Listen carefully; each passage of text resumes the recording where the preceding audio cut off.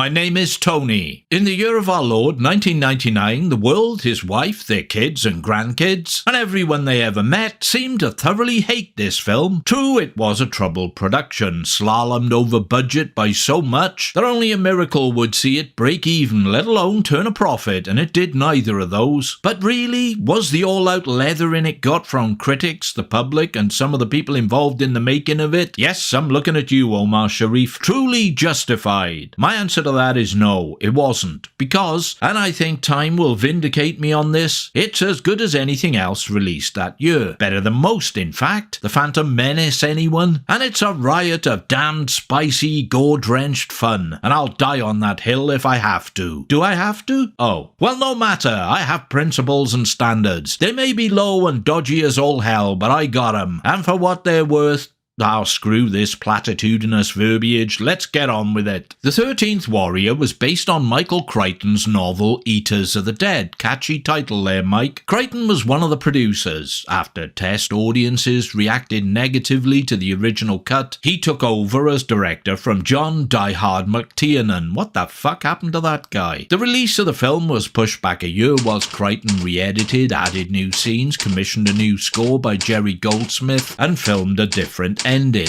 The budget ballooned from $85 million to a rumoured $160 million. It lost an estimated $70 to $130 million, making it the most expensive Hollywood dumpster fire in its year of release. Still, never mind OA. I liked it, and that's what counts. Well, to me anyway.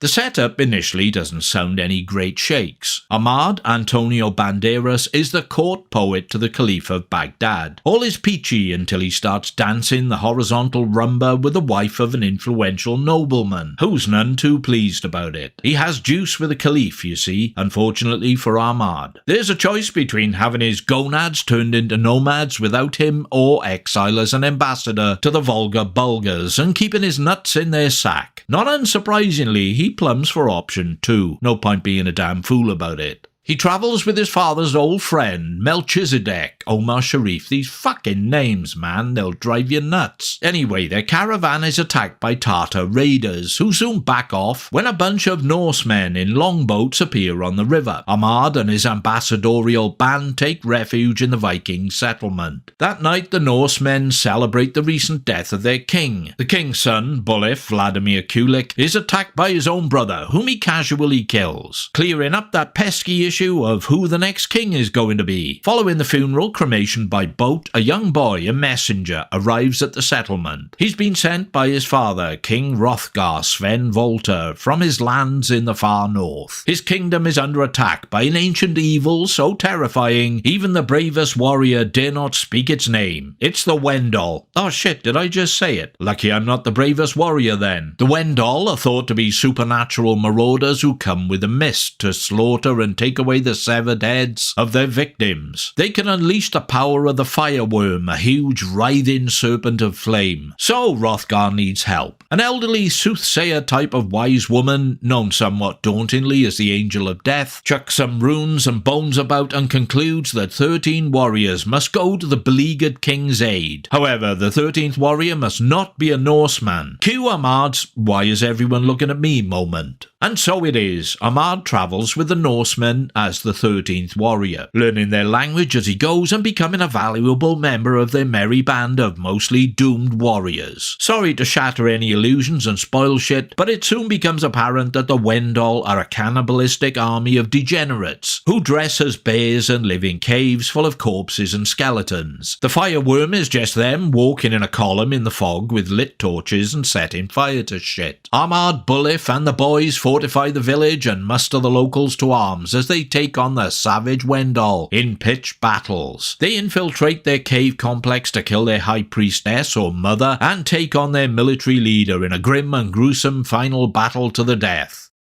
Someone once said timing is everything. It isn't always the case, but where the 13th Warrior is concerned, it certainly seems to be. If it had been released in more recent years, I think it would have made a positive impact on one of the streaming services. In light of the popularity and success of streamed historical action-adventure shows like Vikings and The Last Kingdom, if they're anything to go by, now the timing would have been more favourable. Fans of those shows would, I imagine, have lapped it up. In 1999, though, you had Star Wars, The Sixth Sense, James Bond, Toy Story, The Matrix, The Mummy, Notting Hill, and Austin Powers dominating the box office and popular culture. Where exactly would a bloodthirsty Viking saga about butchering cannibals on a rampage facing off against a Muslim hero have fitted in? When you're up against Hugh Grant stuttering, blinking, and bumbling his way to porking Julia Roberts. For me, there's no contest. Flesh-eating Viking battle axe fodder all the way, complete with decapitated heads, rotting bodies, filth, mud, and buckets of blood. Oh yes. But that's me. Can't speak for anyone else whose interests clearly seem to lie elsewhere. The 13th Warrior, loosely based on epic Old English poem Beowulf, is utter nonsense, and no mistake. But it harks back to the sort of beloved utter nonsense Hollywood and others peppered my childhood with. The Vikings, the Longships, the Last of the Vikings, and more. It reinvigorates that spirit. It's much more graphic, dark, and disturbing. But it whacks along at a fair old clip and includes some beautifully grueling battle scenes.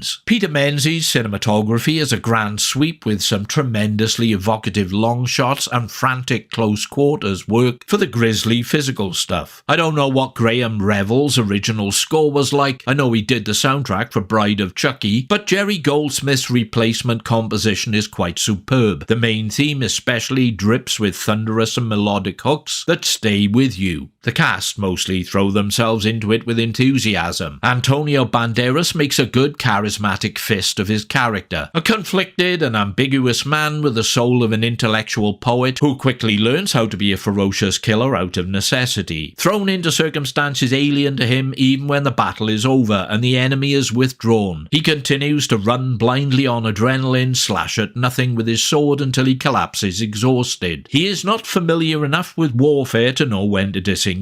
He represents the film's human core and does so quite admirably, and it is something of a novelty and perhaps a brave move to make the central character a Muslim and devotee of Islam. You've got Shakespearean actress Diane Venora as Hrothgar's much younger queen, and some familiar British character actors as Viking warriors Richard Bremer, Tony Curran, and Clive Russell, with Vladimir Kulik as Bulliff and Norwegian actor Dennis Storhoy as his second-in-command. Maria Bonnevie is Olga, some attractive but cursory romantic interest chucked in for Banderas. All suitably engaged and capable performers. What's crap about it then? Well, the dialogue is the standard junk with a few jarring modernisms cropping up here and there. For what it ended up costing, you'll strain your senses trying to ascertain where all the money went. I can assure you it all looks and sounds fine. The locations are great and everything visual has a sheen of authenticity. It's just there's nothing spectacular standing out enough to make it resemble an expensive prestige production. That aside, there isn't much I can personally fault, having already acknowledged the premise is nonsense, which isn't always a bad thing. In its own way, it's flagrantly audacious, the cannibalistic bear people angle, and manages to be creepy and exhilarating at the same time. The invasion of the Wendell Caves is an eerie and suspenseful escapade, and the eviscerating battle scenes are very competently and thrillingly executed. Some critics complained of the lack of story, yet the narrative has a classic basis. Outnumbered and outgunned band of brothers setting out to protect vulnerable men, women and children in an isolated location. Seven Samurai, Magnificent Seven ringing any bells? It has the siege elements of Zulu and any number of war and western flicks. Sounds like a decent and timeless foundation for a story to me. I never tire of it, along with rooting for the underdog. I'm not gonna try and sell it as some magnificent exemplar of earth-shattering cinematic artistry, because it's not that by a very long chalk. But it's way better than it's been portrayed as far as I'm concerned, and considering the trials and tribulations incumbent in the making of it, way better than it should have been. Better than the Phantom Bloody Menace anyway, and we should all be grateful for that small mercy.